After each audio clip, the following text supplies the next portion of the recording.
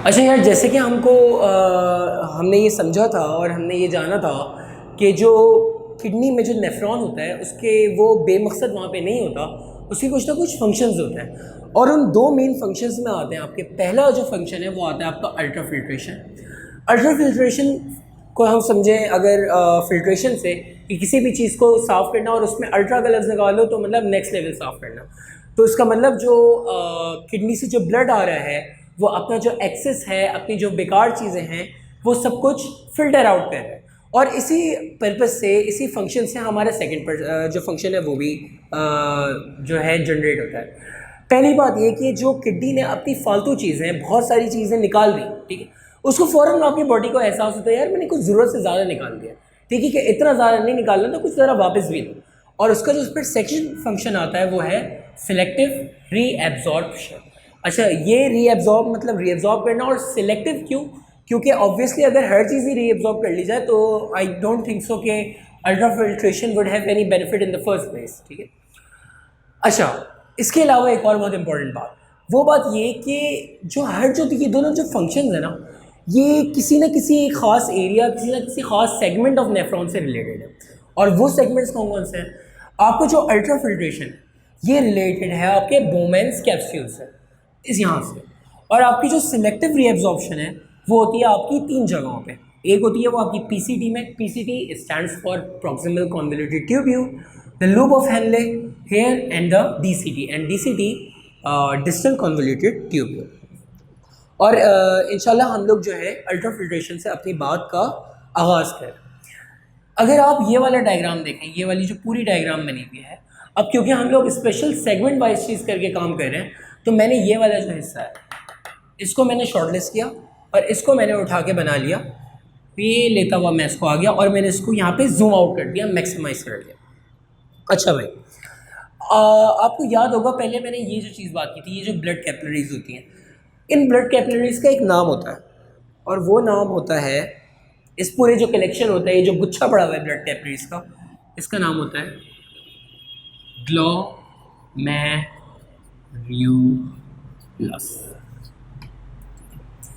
अच्छा, ये आपको एक चीज़ नज़र आ रही है जो ब्लड यहाँ पे लेकर आ रही है और ये जो चीज़ है जो वापस लेके जा रही है।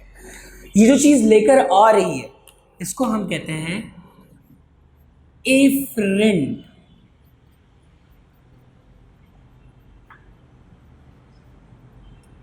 आर्टीरियोल।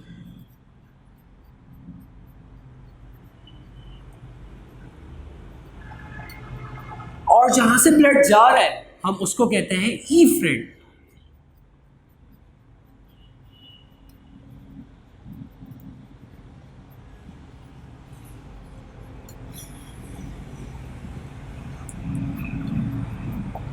अब बहुत इंपॉर्टेंट बात याद रखने वाली वो ये है कि एफ्रेंट का मतलब है कि अंदर लाने वाला और ईफ्रेंट का मतलब बाहर लेके जाने वाला।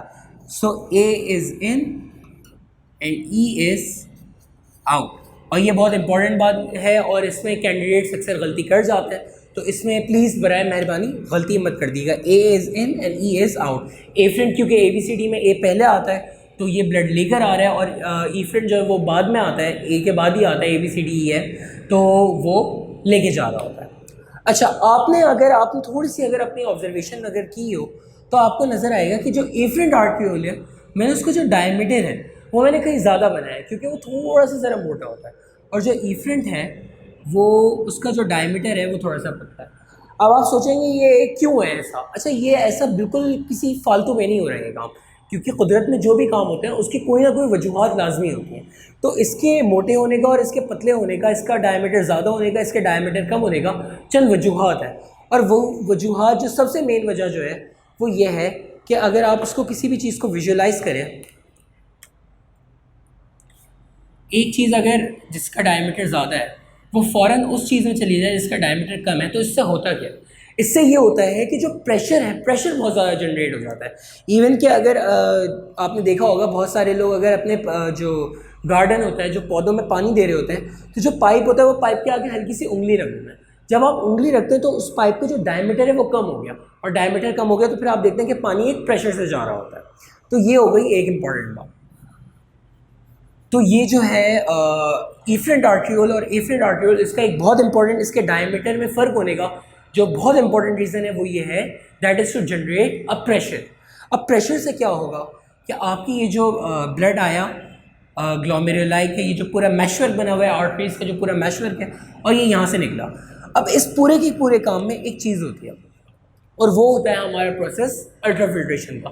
प्रेशर एक चीज़ ज़रूरी थी जो कि आ गई। अब सवाल ये है कि ब्लड जो है वो अपना ये जो मैशवर्क है इससे निकल के आपके कैप्सूल में कैसे आएगा, तो वो इंशाल्लाह अब हम समझना शुरू करते हैं। और इसको समझने के लिए हम 2-3 स्टेप्स लेंगे। पहला स्टेप क्या, let's suppose this is your afferent arteriole और ये आपकी एक कैपिलरी होगी। अगर कैपिलरी के स्ट्रक्चर पे आप जहन डालें तो वो सिर्फ 1 सेल थिक होती है।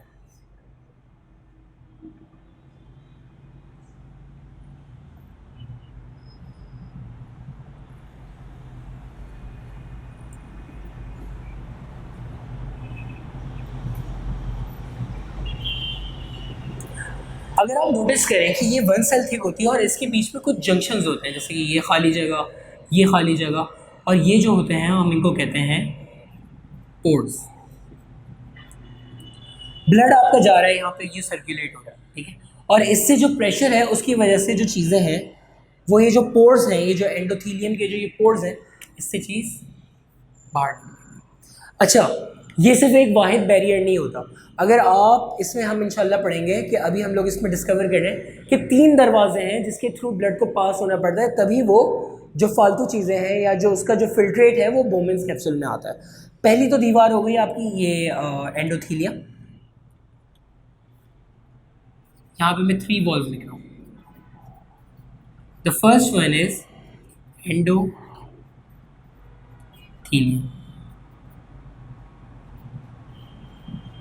अच्छा, जो फिर दूसरी चीज़ आती है वो यहाँ पे एक बड़ी इंपॉर्टेंट चीज़ हो रही है और इसको मैं ग्रीन में बना रहा हूँ।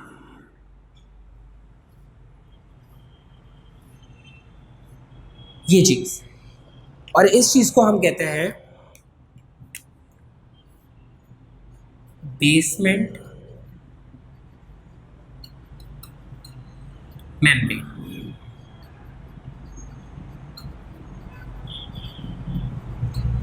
अब ब्लड एंडोथीलियम जो है आपकी जो कैपिलरी है उसकी जो, क्योंकि वो सिंगल सेल थिक होती है, उसके पोर्ट से निकल के बाहर आया, फिर उसको पास होना है आपकी बेसमेंट मेम्ब्रेन से। और तीसरी जो चीज़ होती है उसको मैं यहाँ पे थोड़ा सा जूम आउट ले रहा हूँ। ये जो आपकी चीज़ होती है, जो आपके कैप्सूल में कुछ सेल्स होते हैं, जो आपके बोमेन कैप्सूल में कुछ सेल्स होते हैं, हम उनको कहते हैं पोडोसाइट्स, और उसका स्ट्रक्चर थोड़ा सा ऐसा होता है।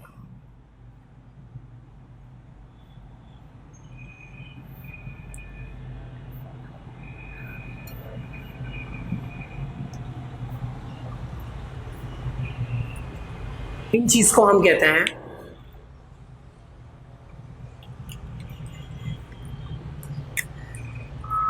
पोडोसाइट्स। अच्छा, बायोलॉजी में एक और बहुत इंपॉर्टेंट बात, जब भी लफ्ज़ साइट्स है तो उसका मतलब सेल की बात हो रही है। ये जो है इन सेल्स को हम कहते हैं पोडोसाइट्स।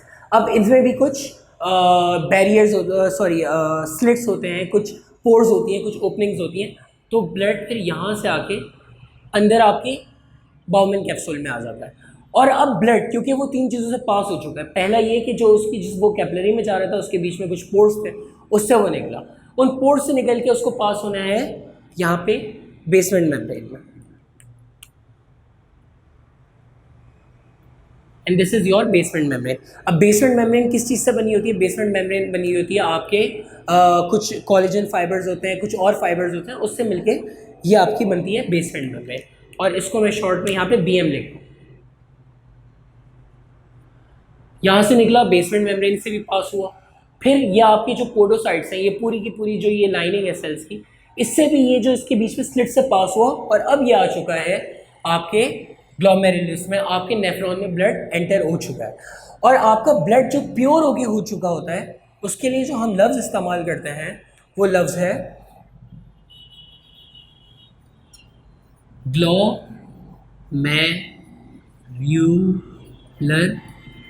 फिल्ट्रेट।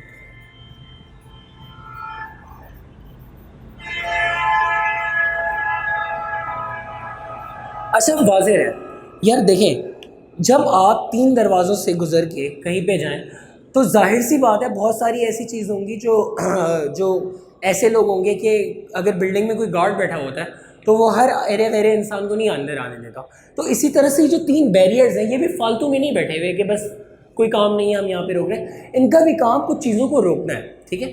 और वो चीज़ें क्या हैं ये बड़ी अहम है। एक बात बताएं, ये जो पासेज वेज हैं ये सिर्फ बहुत जो पोर्स हैं ये बहुत नैरो पोर्स हैं, बहुत छोटे पोर्स हैं। उसके बाद बेसमेंट मेम्ब्रेन से पास होना है, फिर 3 चीज़ों से पास होना है। तो पहली बात ये कि ये पोर्स इतने छोटे होते हैं कि इससे आपके जो बड़े जो पार्टिकल्स होते हैं वो वहाँ पे आ ही नहीं पाते हैं, ठीक है। और वो पार्टिकल्स जो नहीं आ पाते उनके बारे में हम लिख देते हैं। Let me just rub this.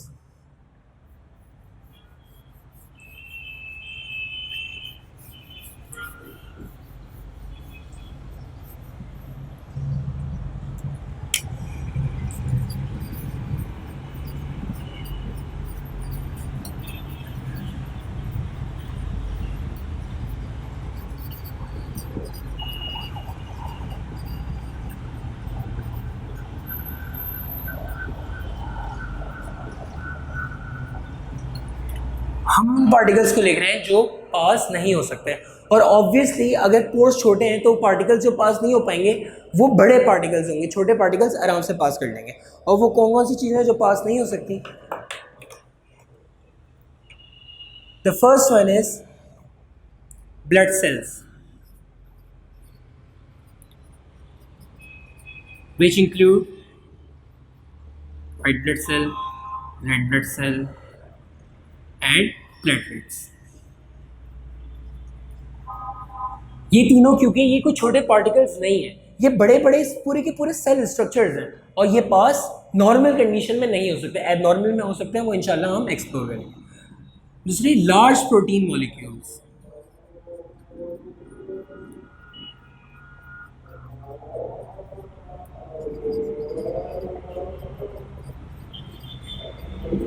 और लार्ज प्रोटीन मॉलिक्यूल्स की जो मिसाल है वो है आपके एल्ब्यूमिन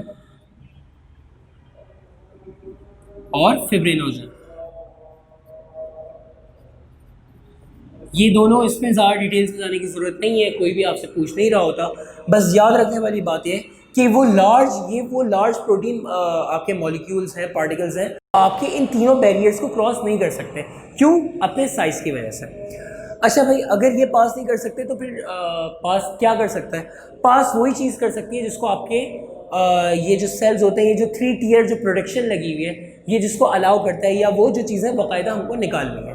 और इसको समझने के लिए हमने कुछ टेबल ऑफ कंटेंट्स बनाए, और टेबल ऑफ कंटेंट्स इंशाल्लाह हमको बड़ी ज़बरदस्त चीज़ बना जाएगा, ठीक है।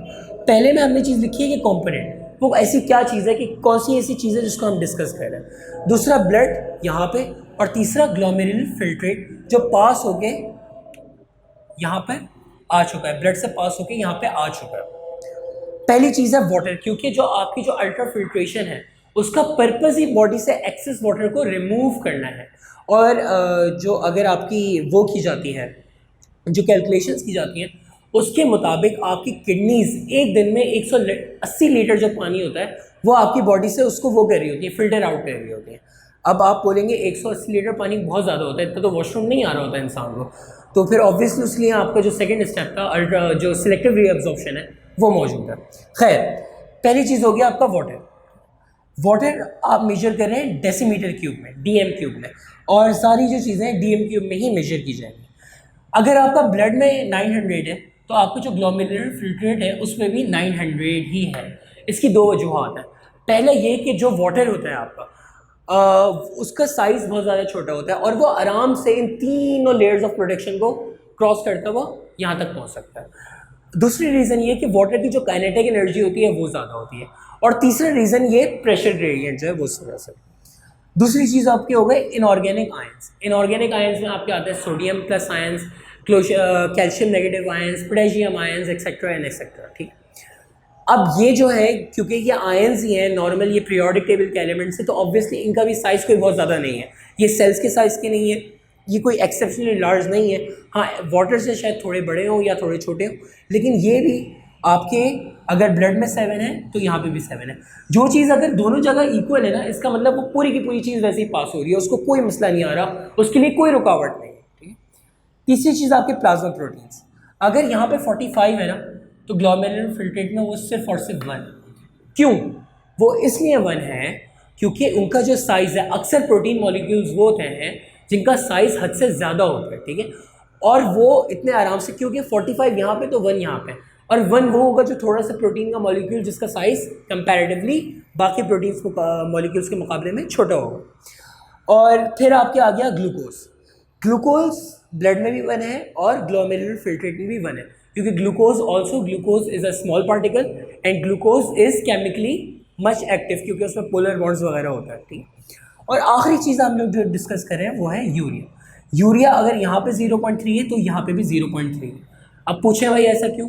वो ऐसे ही क्योंकि किडनी का एक बहुत बड़ा फंक्शन यूरिया को निकालना है, क्योंकि यूरिया अगर आपकी बॉडी में रही तो फिर वो आपके लिए फेटल साबित हो सकती है। बहुत ये एक हार्मफुल प्रोडक्ट है, क्योंकि यूरिया के बारे में जो छोटी बात है, ये डीएमाइनेशन होती है, ठीक है, आपके लिवर सेल में, और जो आपकी अमोनिया गैस है वो कन्वर्ट हो जाती है यूरिया में। अब यूरिया अमोनिया गैस जितनी टॉक्सिक नहीं होती, लेकिन फिर भी इसकी जो टॉक्सिसिटी का जो लेवल होता है वो अच्छा खासा होता है, और ये आपके बॉडी में आपके सेल्स को अच्छा खासा डैमेज पहुंचा सकती है। तो इसको निकालना हद से ज़्यादा ज़रूरी है।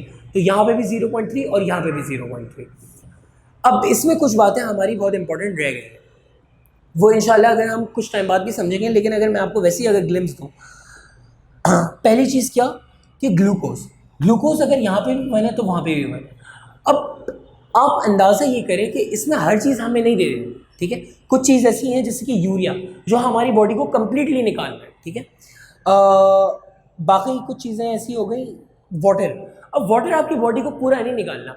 वही बात है कि जो किडनीज़ हैं वो 180 लीटर 180 लीटर जो है आपका जो ब्लड है उसको वो फ़िल्टर आउट कर रही होती है, और 180 लीटर्स का मतलब ये होता है कि एक जो लीटर होता है उसमें 4 गिलास होते हैं।